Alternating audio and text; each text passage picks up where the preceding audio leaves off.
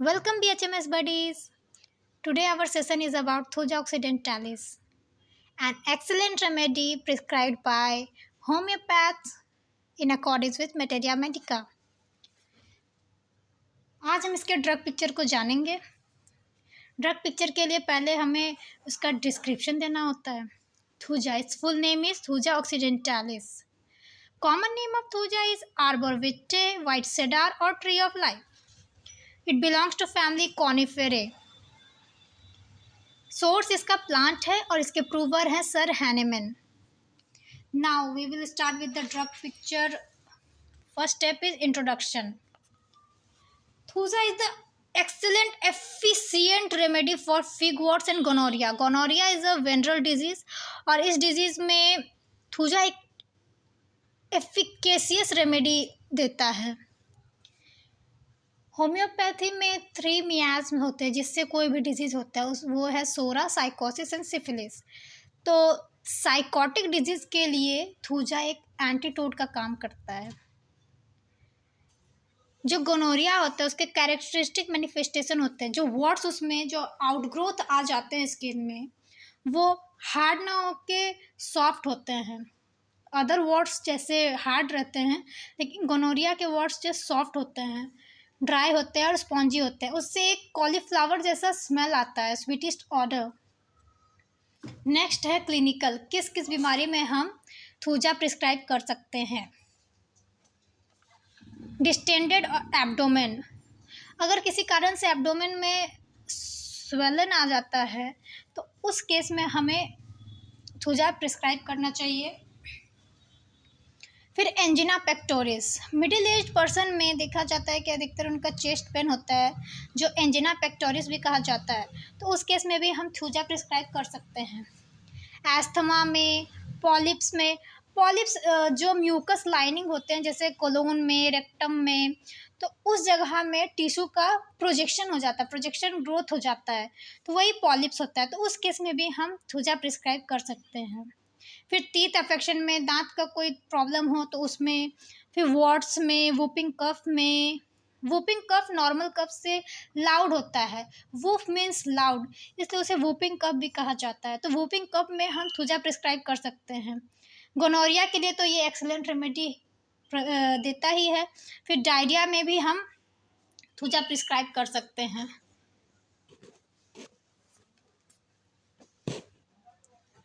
Epilepsy में and कॉन्डाइलोमाता, genital skin में growth हो जाता है, मतलब वो जो है ना स्किन वो रेज हो जाता है, उसका ग्रोथ ज़्यादा हो जाता है, वो कॉन्डाइलोमाटा कहा जाता है। उस केस में भी हम थूजा प्रिस्क्राइब कर सकते हैं। नेक्स्ट है इसका स्फेयर्स ऑफ एक्शन, किस किस ऑर्गन में, सिस्टम में ये अपना एक्शन करता है। स्किन, वॉट्स अधिकतर स्किन में देखा जाता है, तो और फिर जेनाइटो यूरिनरी ऑर्गन्स में भी इसका एक्शन होता है, जैसे गोनोरिया तो एक वेनरल डिजीज़ है, वो जेनाइटल पार्ट्स में भी होता है। फिर कॉन्डाइलोमाटा भी जेनाइटल एरिया में होता है, तो जेनाइटो यूरिनरी ऑर्गन्स में भी ये एक्शन करता है। गैस्ट्रोइंटेस्टाइनल ट्रैक्ट में, नर्वस सिस्टम में, ब्रेन में इसका एक्शन होता है। नेक्स्ट है pathogenesis. Dissolution of fluids of body, जो बॉडी के फ्लूइड्स होते हैं उसका डिसोल्यूशन हो जाता है। डाइजेशन डिस्टर्ब हो जाता है, जब एब्डोमेन डिस्टेंडेड हो जाता है या तो उसमें डाइजेशन डिस्टर्ब हो जाता है। फिर सैंग्विनिफिकेशन होता है, ब्लड जो है फॉर्म हो जाता है। Extra unwanted growth in body में नॉर्मल ग्रोथ से एक्स्ट्रा अनवांटेड ग्रोथ हो जाता है, जैसे सिस्ट हो गए, ट्यूमर हो गए, वॉट्स हो गए, तो ये सब भी पैथोजेनेसिस है। फिर वॉट्स का शेप जो है प्रोलिफरेट कर जाता है, साइकोटिक एक्सप्रेशंस का प्रोलिफ्रेशन हो जाता है, ट्यूमर्स का भी प्रोलिफ्रेशन हो जाता है। नेक्स्ट है कॉन्स्टिट्यूशन पेशेंट का, पेशेंट दिखने में कैसे होते हैं। पहला फिजिकल मेकअप, थूजा के पेशेंट हाइड्रोजिनॉइड कॉन्स्टिट्यूशन के होते हैं, मतलब उनके सेल्स में जो साइटोप्लाज्म है उसमें वाटर कैपेसिटी ज़्यादा होता है, तो वाटर वो ज़्यादा उसमें आ जाता है, जिससे वो फ्लैशी दिखते हैं, ज़्यादा उनमें मसल्स दिखता है फ्लैशी टाइप के, फिर उनमें अनवांटेड ग्रोथ दिखेंगे, वॉट्स, ट्यूमर और सिस्ट। फिर उनका हेयर का कलर डार्क होगा, कॉम्प्लेक्शन भी डार्क होते हैं। पूरे बॉडी में एक वाइट स्पॉट्स देखने को मिलेगा, वो भी डर्टी डर्टी टाइप के होते हैं। वो क्लीन वाइट नहीं होंगे, लेकिन डर्टीएस्ट वाइट में स्पॉट्स दिखने को मिलता है, और उनके स्किन भी अनहेल्दी होते हैं।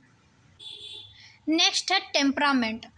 उनके टेम्परामेंट लिम्फेटिक, उनका जो लिम्फेटिक टिश्यूज है उसमें लिम्फ ज़्यादा भरा रहता है, वो लिम्फेटिक टेम्परामेंट के होते हैं। और फिर वो स्लगिश इन एक्शन में, मतलब सुस्त टाइप के रहते हैं, वो उनमें उतना एनर्जी नहीं दिखता है, वो सुस्ती में ही चलते हैं, वीकनेस उनमें लगता है। फिर उनका थर्मल कॉन्स्टिट्यूशन, वो चिल्ली पेशेंट होते हैं, उन्हें ठंड ज़्यादा लगती है, उनका हाथ पैर भी ठंडा रहता है ज़्यादा। और मियाज़ में है साइकोसिस। ये तो हम उस इंट्रोडक्शन में ही देखें कि ये एंटीटोड है साइकोसिस के लिए, तो इसका मियाज में है साइकोसिस। नेक्स्ट है मेंटल जनरल्स।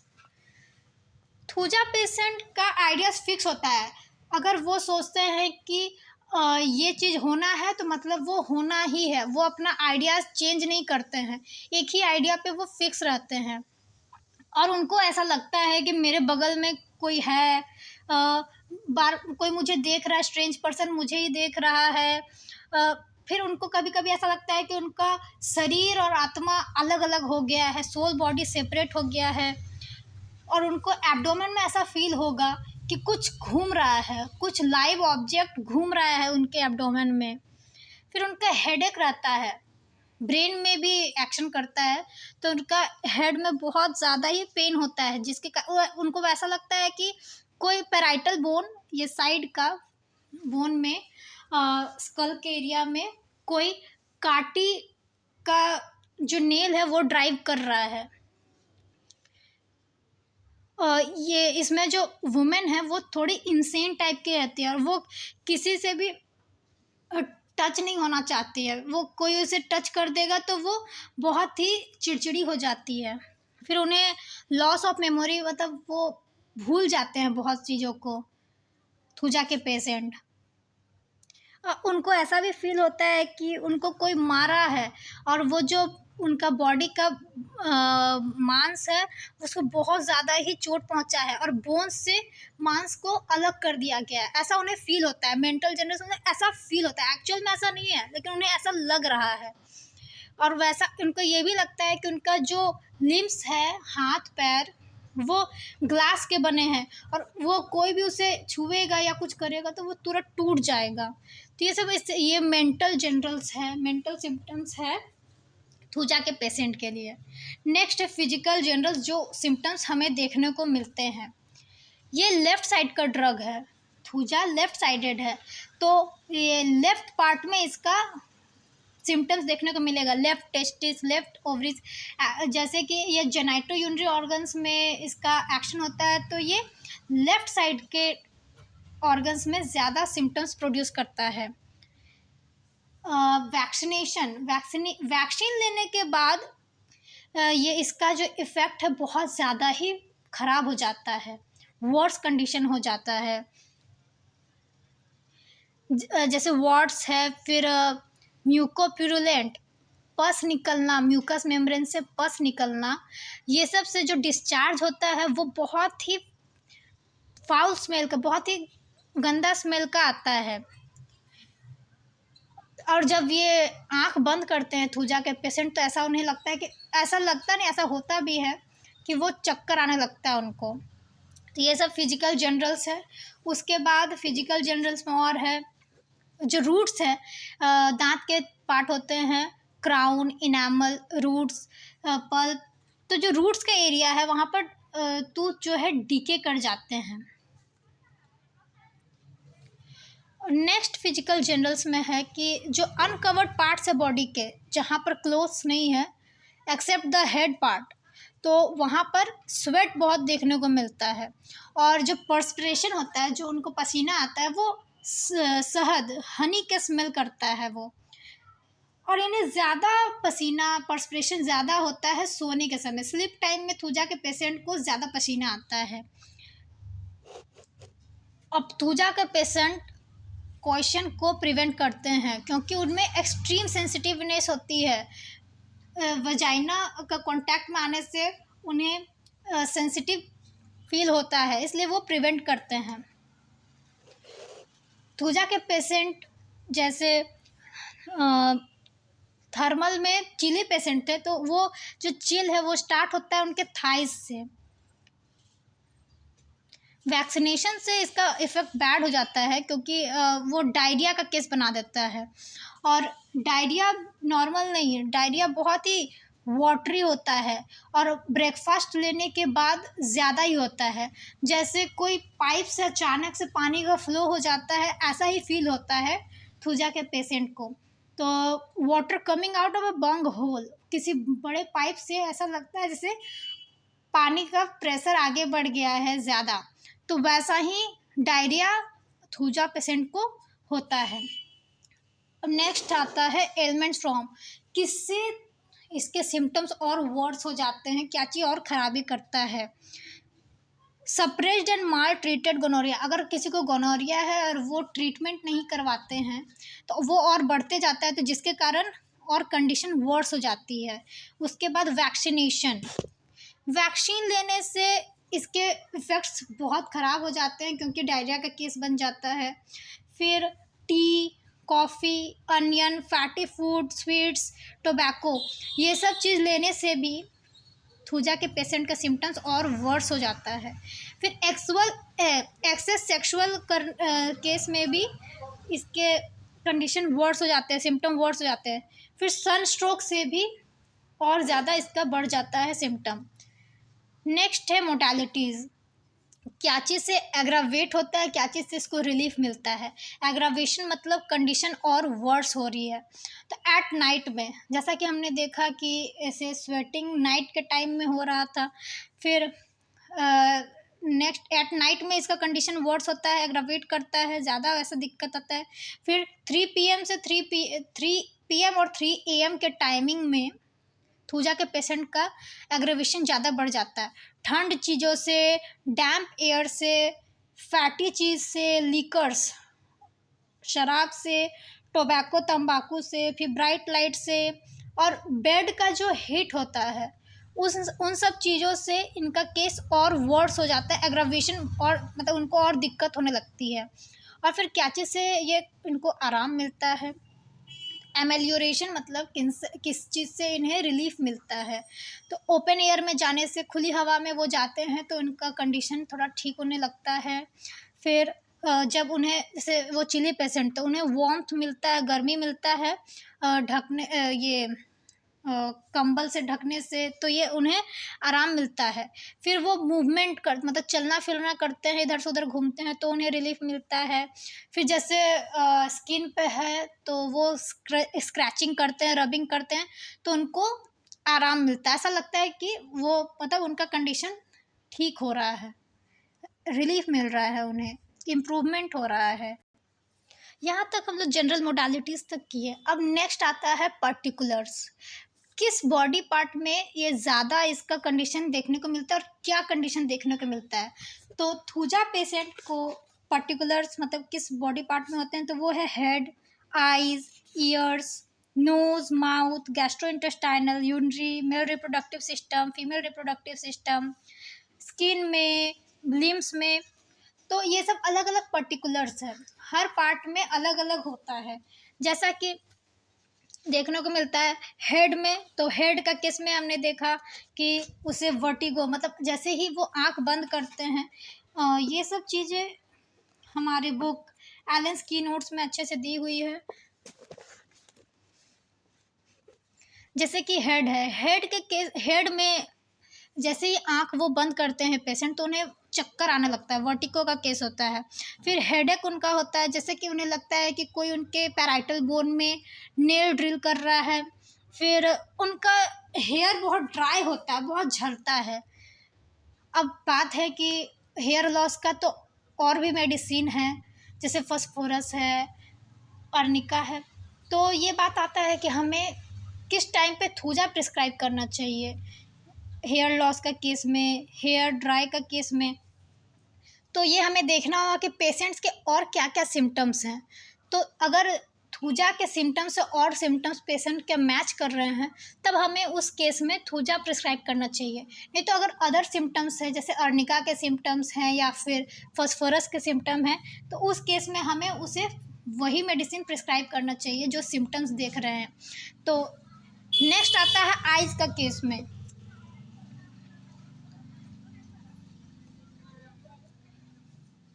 हाँ, आइस का केस में कोल्ड ठंडी हवा आने से उन्हें ऐसा लगता है कि उनका आँख बहुत भारी हो गया है, धुंधलापन दिख रहा है, आँख में धुंध छा गया है, ये आइस का केस में होता है। फिर आईलिड्स जो होता है वो रात में सिकुड़ जाता है, ड्राई हो जाता है, उसके बाद ऐसा वो हार्ड हो जाता है, उन्हें ऐसा लगता है कि ट्यूमर्स हो गया है, बहुत ज़्यादा कुछ रखा हुआ है लिड्स पे, ऐसा उन्हें लगता है।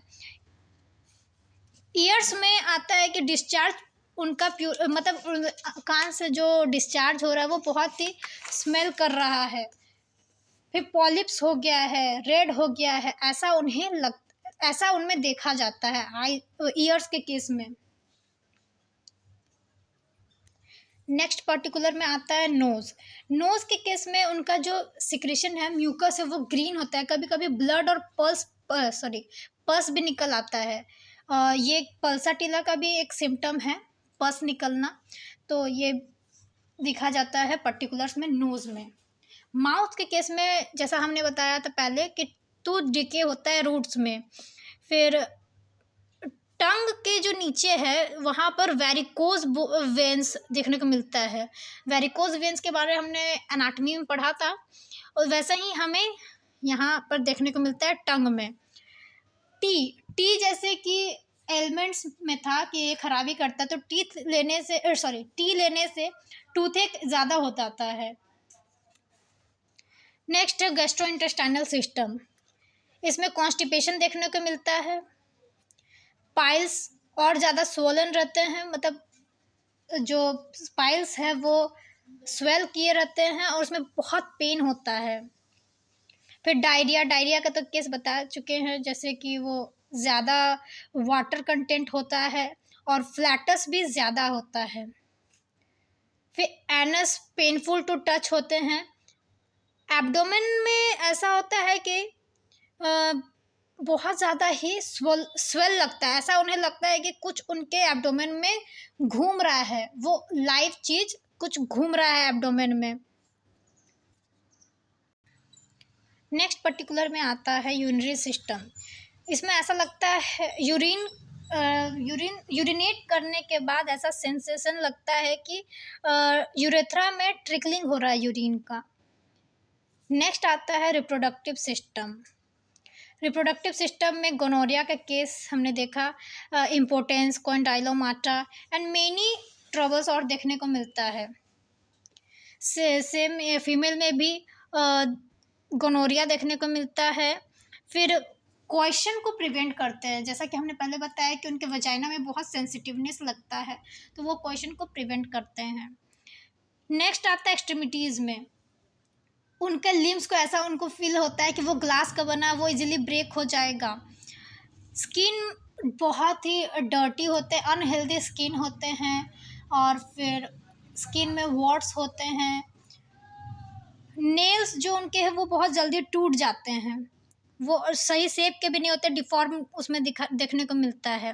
और स्किन में जो उनमें खुजली ज़्यादा लगता है और वो स्क्रैच अधिकतर करते हैं, और लेकिन स्क्रैच करने के बाद उनको जलन होता है। इन पर्टिकुलर्स के बाद हम उसके बाद जनरल मोडालिटीज़ देखते हैं। जनरल मोडालिटीज़ के पहले पर्टिकुलर्स देखा जाता है, उसके बाद जनरल मोडालिटीज़ है। तो जनरल मोडालिटीज़ में एग्रेवेशन, एमेलियोरेशन है, किससे उनका कंडीशन और वर्स हो जाता है और किससे उनको इम्प्रूवमेंट मिलता है। तो ये सब था थूजा के बारे में। आई होप आपको ये वीडियो अच्छी लगी, और थूजा के बारे में आप कोई डाउट हो तो आप मुझे कमेंट कर सकते हैं, और अच्छा लगा तो वीडियो को लाइक कीजिए। Thank you.